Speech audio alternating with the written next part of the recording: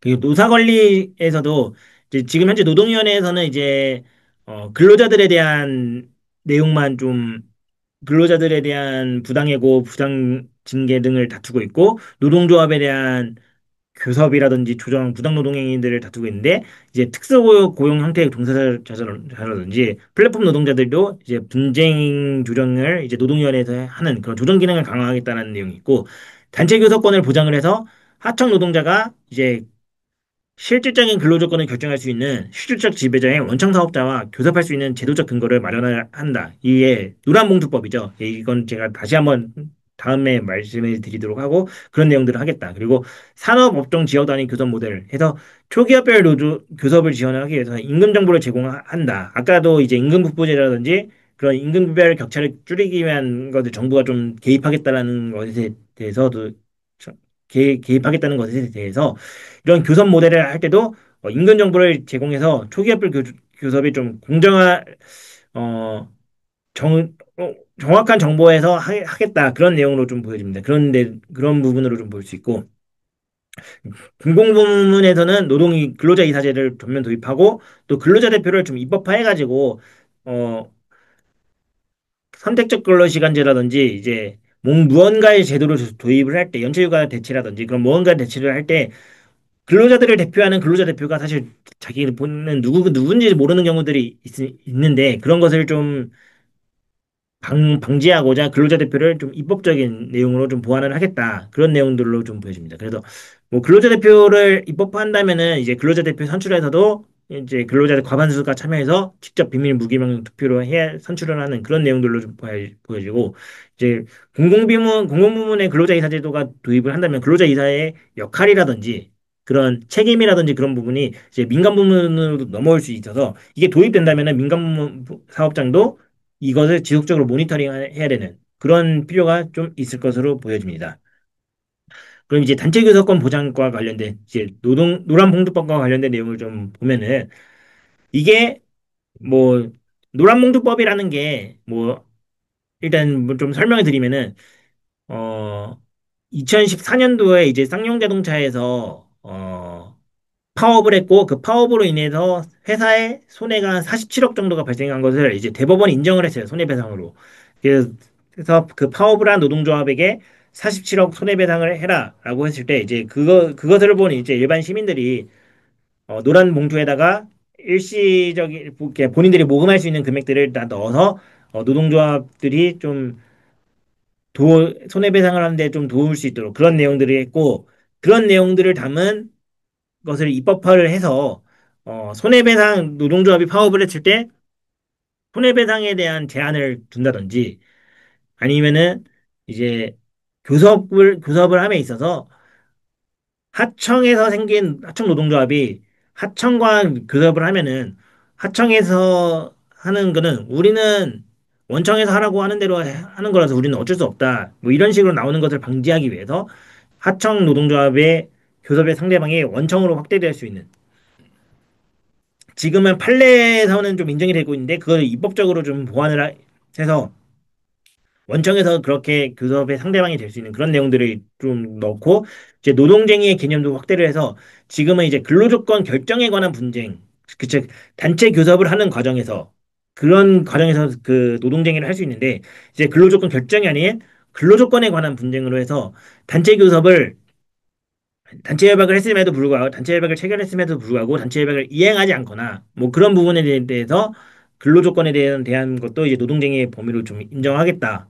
그런 내용들이에요. 주요 쟁점. 그래서 주요 쟁점에 대해서 이제 사용자 범위를 확대하는 것에 대해서 노동계는 이제 간접 고용이라든지 특수고용 노동자까지 법을 보호할 수 있는 것에 그래서 이건 인정이 돼야 된다라는 내용이고 경영계는 불법 파업이라든지 갈등을 조정하는 활동으로 해서 기업의 경영 활동이 좀 위축된다라는 우려가 있다라는 입장을 내세우고 있고 노동쟁의가 개념이 확대되면은 근로노동계는 이제 노동쟁의 개념이 너무 작다. 그래서 쟁의할 수 있는 어 근거가 많이 축소되어 있다라고 하는 주장을 하고 있고 경영계는 어 근로조건에 대해서 쟁의를 인정한다면은 파업이 빈번하게 발생할 것이다. 라고 하는 측면으로 지금 주장을 하고 있었습니다. 그리고 손해배상 청구를 제한을 하는 것이 사실 노동조합이 파업을 했을 때 손해배상이 과다하면은 사실 파업 자체가 위축이 되고 손해배상이 있다고 한다면은 사실 노동조합 내부에서도 갈등이 분명히 있을 것으로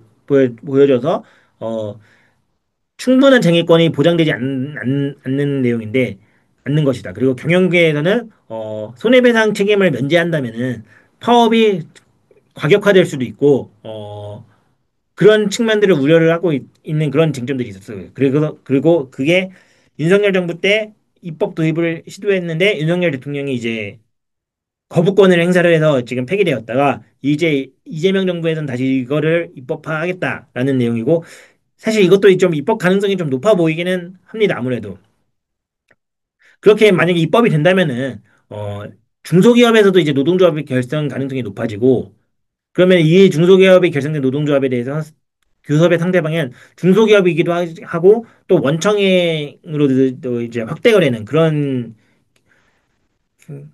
가능성이 좀 높아진다라고 보여집니다. 그래서 노동조합의 결성 가능성도 높아짐과 동시에 교섭도 빈번하게 되는 부분들이 좀 있어서 회사 입장에서도 노사 관계 및 교섭에 있어서 전략 수립이 매우 중요해지고 그런 부분들로 좀 보여지고 이렇게 노동조합의 결성이 많아지면은 이제 노사 관계 자체도 좀 약간 대립적인 관계, 협력적인 관계에서 대립적인 관계로 갈 가능성이 좀 커져 보인다. 그래서 노사 관리에 대한 노사 관리에 대한 회사의 전략적인 수립도 매우 중요해지는 그런 부분이 좀 있을 것으로 예상이 됩니다. 그리고 권리 강화 및 사회보험 정책 강화에서 이제 권리 강화는 이제 일하는 사람들을 좀 보편적으로 권리를 강화하겠다. 그래서 일터 권리 보장 기본법을 제정을 하겠다. 그래서 이거는 단순 근로기준법뿐만 아니라 특수형태 근로종사자들에 대한 보호 정책도 좀 이제 회사에서 책임을 져야 되는 그런 부분들이 좀 있을 것으로 보여지고 어 근로자 추정제도를 도입을 해서 근로자성에 대한 문제가 발생했을 때 일단 기본적으로는 근로자로 추정을 하겠다라는 내용이에요. 최근에 이제 MBC에서 이제 기상캐스터의 그 직장 내 괴롭힘과 관련된 내용으로 이제 고용노동부에서 조사 결과가 나왔죠. 이제 뭐 괴롭힘이나 그런 건 있었는데 기상캐스터는 근로자가 아니라서 근로기준법을 적용할 수 없다. 뭐 사실 그 노동부가 자기 소관 아니라고 손을 뗀 거죠. 근데 이 근로자 추정제도가 도입된다면은 일단 기본적으로 그런 문제가 발생을 했다면은 기상캐스터 또 일단 기본적으로 근로자다라는 것을 추정을 해서 노동부에서도 이제 근로자 회사를 상대로 뭔가의 처벌을 강화할 것이고 그게 그러면 이제 근로자가 아니라는 것을 회사에서 입증을 해야 되는 그런 부분들이 좀 있어진다라고 보여져요. 그래서 항상 이런 프리랜서라든지 임원이라든지 뭐 도급과 관련된 내용에서는 지속적인 진단과 모니터링이 필요한 주기적인 그런 내용들이 좀 필요하다고 보여집니다. 그리고 5인 미만 사업장에 근로기준법을 적용하겠다라는 것도 입법으로 되어 있는데 뭐 이건 좀 지켜봐야겠죠. 실제 이건 매년 계속 나오는 어떤 진보 정권에서는 나오는 정책이긴 한데 실질적으로는 사실 조금 좀 회의적이긴 합니다. 네. 그리고 하도급 파견 근로자 보호를 강화해서 인건비를 구분해서 지급하고 파견 수수료도 상한을 설정하는 그런 부분들로 좀 가고 있습니다. 그리고 용역업체 변경 시에도 고용 승계할 수 있도록 그런 것을 이제 입법화하게 한다. 그래서 그런 내용들이 있고 사회보험 정책에서도 고용보험에 대해서 요율을 좀 차등하겠다. 예를 들어서 비정규직을 많이 쓰고 있거나 권고사직이 많거나 그런 사업장에 대해서 그 얘기는 실업급여를 많이 수급하겠다 해간다는 내용이잖아요. 그래서 실업급여를 많이 수급하는 사업장에 대해서는 고용보험을 좀 탄력적으로 조정을 하겠다. 그런 내용인 것 같아요. 지금 산재에서도 재해가 많은 사업장은 산재 보험료를 많이 하고 재해가 없는 사업장은 산재 보험료를 인하해주는 그런 제도처럼 그걸 고용보험에도 같이 적용을 하겠다. 그런 내용으로 좀 보여집니다. 그리고 사회보험료를 지원을 확대를 해서 지금의 현재는 고용보험과 국민연금만 지원을 해주고 있는데 산재보험이랑 건강보험까지도 이제 영세사업자를 대상으로는 나라에서 좀 지원을 해주겠다. 그런 내용들로 보여집니다. 그리고 산업재해에 대해서도 국가 책임제를 실현을 해서 사실 업무상 질병이라든지 뭐 그런 내용에 대해서 입증을 하는 게 근로자들이 입증을 해야 되는데 그것을 입증 책임을 전환을 해서 공단이 산재에 대한 재해 여부 인정에 대해서 입증을 해서 부정을 해야 된다면은 그런 걸 다 공단이 입증을 해야 되고 그런 내용들로 변화가 될 거예요. 그러면 어떤 내용이 있냐면은 지금 업무상 질병에 대해서는 근로자들이 어, 자신 입증 책임을 자기의 업무와 인간관계성을 주장을 하기 위해서 본인이 자료를 확보를 해야 되는데 사실 근로자와 회사의 관계에서 근로자들이 회사에 요구했을 때 회사에서 좀 약간 기피한다든지 그런 소극적인 부분들이 나오고 있는데 그걸 공단에서 이제 입증책을 하게 된다면은 회사 입장에서도 부담이 되는 그런 상황들이 좀 발생할 수 있다라는 그런 측면들로 좀 보여집니다. 그래서